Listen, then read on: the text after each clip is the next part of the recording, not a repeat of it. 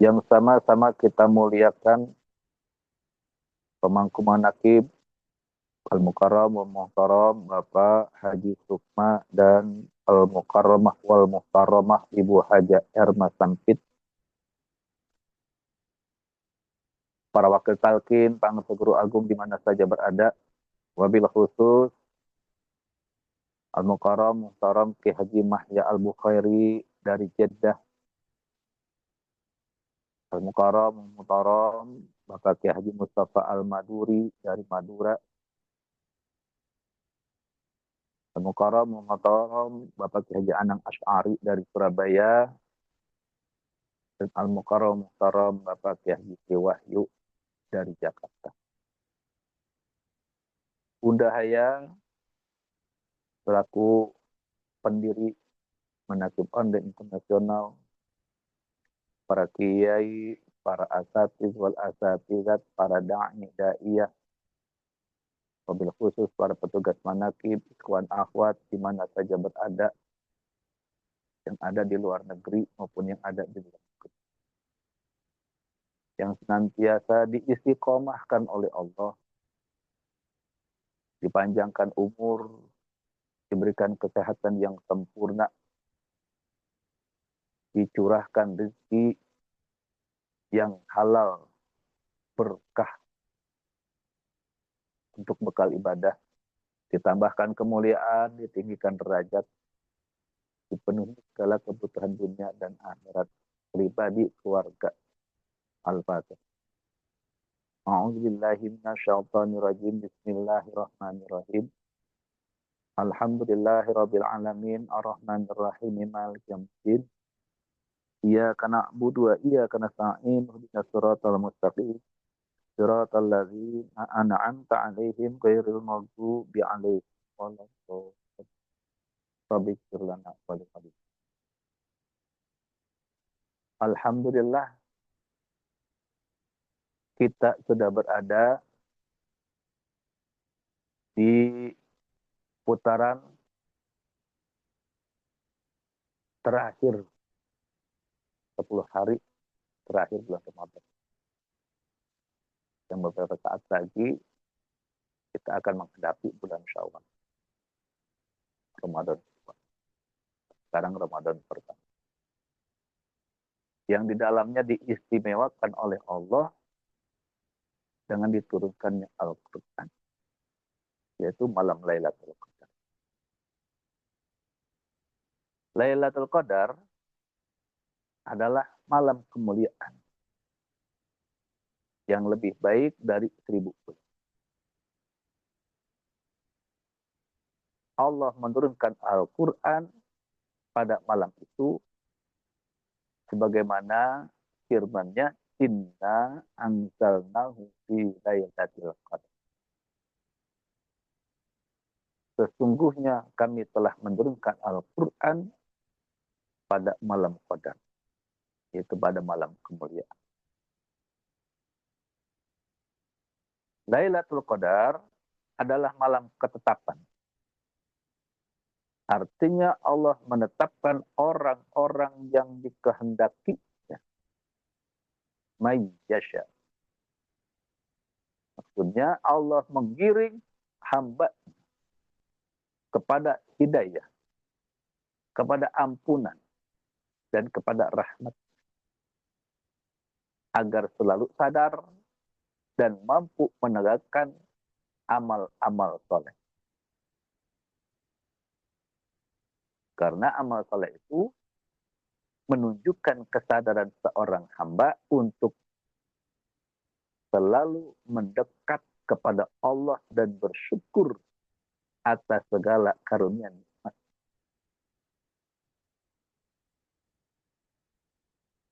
Amal soleh dapat mengikat hamba dengan Allah melalui ketaatan dan pengabdian. Dengan ketaatan dan pengabdian, seorang hamba akan menggapai maqam mukasyafah dan maqam musyahadah. Bagaimana terdapat dalam kitab Badi Syuhur, Man lam yakun bainahu wa bainallah ta'ala at-taqwa wal muraqabah lam yasil ilal kasbi wal musyahadah.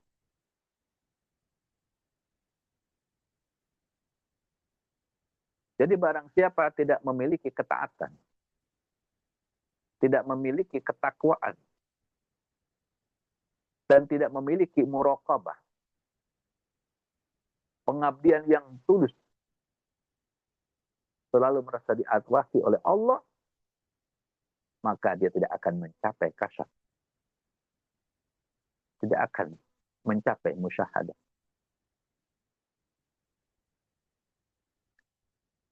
Hamba yang tidak mempunyai rasa takut,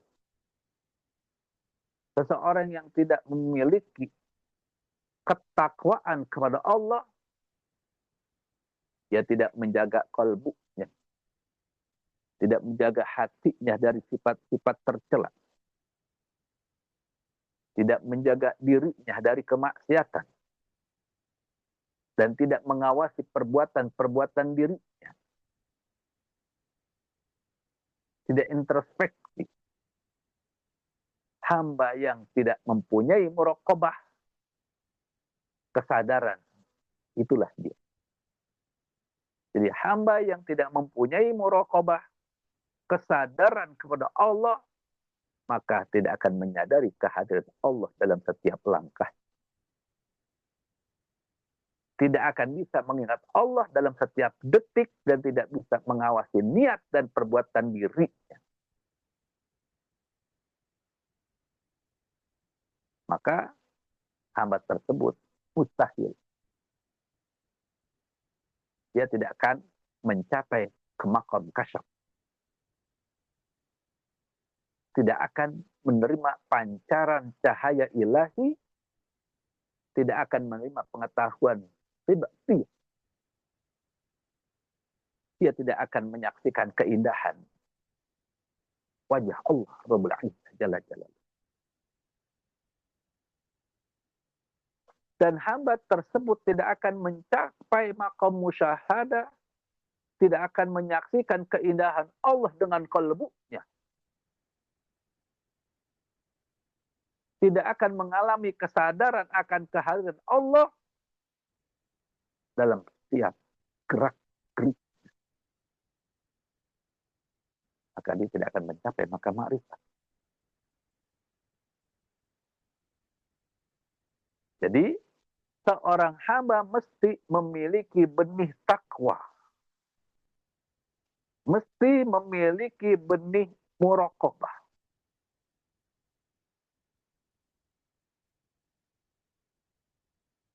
Dan benih takwa dan muraqabah itu adalah kalimatul taqwa, kalimatul muqarrabah, kalimatul ikhlas, kalimatul tauhid, la ilaha illallah. Jadi la ilaha illallah ini adalah bibit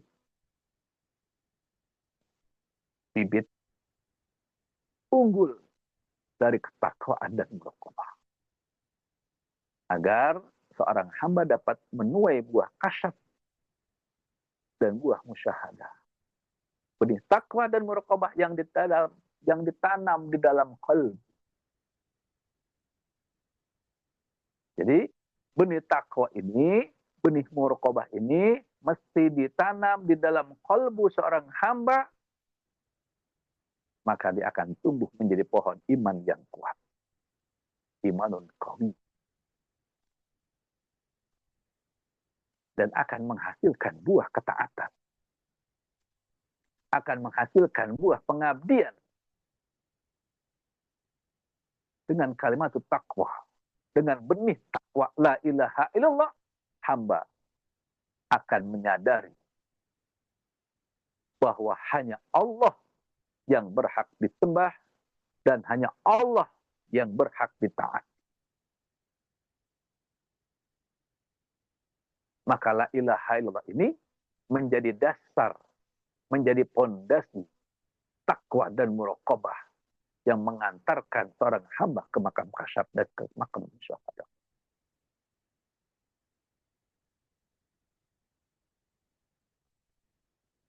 diturunkannya surat Al-Alaq oleh Allah melalui malaikat Jibril di Gua Hira adalah proses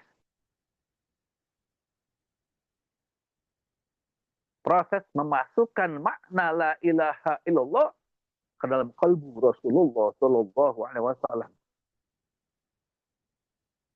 Ini wahyu yang pertama, yaitu surat Al-Alaq.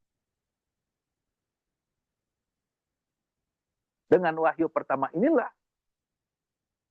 Rasulullah Shallallahu Alaihi Wasallam diperintahkan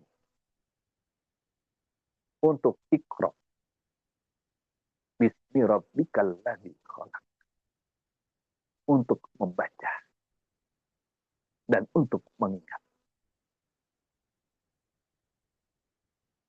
Yang artinya bahwa Nabi mengakui bahwa hanya Allah yang berhak disembah dan ditaati. Maka surat Al-Alaq adalah awal dari proses tauhid dan memasukkan inti la ilaha illallah ke dalam kalbunya batinda Rasulullah Sallallahu Alaihi Wasallam. Yang pertama kali yang terjadi pada malam Lailatul Qadar pada tanggal 27 Ramadan, hari Jumat. Tapi ada juga yang berbeda pendapat. Ada juga ulama yang mengatakan tanggal 17 Ramadan, turutnya Al-Quran pertama kali. Turunnya Al-Alaq ke dalam kalbunya Rasulullah Sallallahu Alaihi Wasallam. Ikhwan akhwat rahimakumullah. Turunnya Al-Quran pada Rasulullah Sallallahu Alaihi Wasallam berlanjut pada setiap kejadian atau kebutuhan yang tidak mesti itu terjadi pada bulan Ramadan saja. Kejadian-kejadian itu dan kebutuhan-kebutuhan yang dibutuhkan oleh Rasulullah bisa terjadi pada bulan Muharram. Bisa terjadi pada bulan Safar. Bisa terjadi pada bulan Rabiul Awal. Bisa juga pada Rabiul Tsani. Jumadil Ula, Jumadil Tsaniyah, dan seterusnya. Dan harinya nggak mesti hari Jumat. Diturunkannya Al-Quran bisa saja hari Ahad. Bisa saja diturunkannya pada hari Selasa, Rabu, Kamis, atau Sabtu. Dan waktunya pun juga tidak mesti sepertiga malam. Turunnya Al-Quran bisa waktu subuh, bisa pagi hari, bisa siang hari, sore, atau malam hari. Oleh karena itulah guru kita bangsa Abah menamai semua bulan Ramadan, ya, semua bulan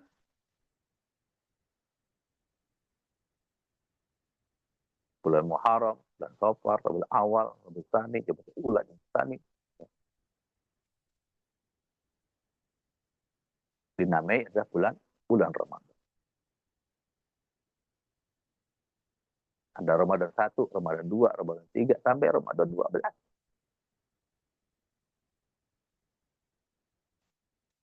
Dia proses turunnya Al-Quran pertama pada Rasulullah Sallallahu Alaihi Wasallam memasuki inti tauhid dan la ilaha illallah pada masa sekarang yang terjadi pada umatnya disebut talqin. Pada Rasulullah dikatakan nuzul Quran. Nuzul. Dengan pada masa sekarang dinamakan talqin. Dan talqin pada umat Rasulullah Sallallahu Alaihi Wasallam setiap hari, setiap minggu, setiap bulan dan tahun itu ada, mesti ada yang terakhir. Apa itu pagi, atau siang, atau sore, atau malam hari, pasti ada yang terakhir. Nah, dalam proses talqin inilah yang dikatakan inna anzalnahu fi lailatul qadar. Sesungguhnya kami menurunkan Al-Quran pada malam ketetapan.